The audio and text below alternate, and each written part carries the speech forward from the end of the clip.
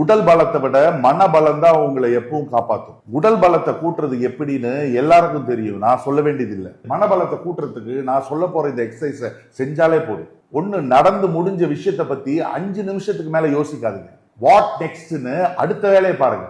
நீங்க வேலை செய்யற இடத்துல உங்க முதலாளி திட்டாரு, நண்பனா நினைச்சவன் ஏமாத்திட்டான், இப்படி பல காரணங்கள்னால அதே நினைச்சு அங்கேயே நின்றுடக்கூடாது, கடந்து போயிட்டே இருங்க.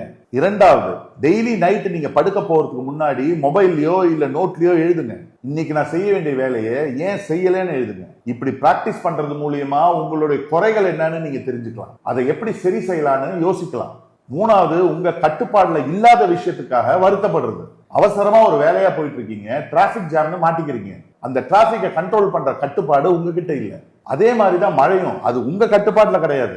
ஒருத்தர் உங்களை நிராகரிக்கிறாங்கன்னா அதெல்லாம் உங்க கட்டுப்பாடுல இல்லாத ஒரு விஷயங்கள். அதை நினைச்சு கோவப்படுறதோ வருத்தப்படுறதோ நோ யூஸ். உங்களால செய்ய முடியற, கட்டுப்படுத்த முடியற விஷயங்களை மட்டும் உங்க முழு ஆற்றலையும் காட்டுங்க. இந்த 3 எக்ஸசைஸையும் தொடர்ச்சியா செய்யறது மூலியமா உங்க மன வலிமை கூடுறத நீங்களே உணர்வீங்க.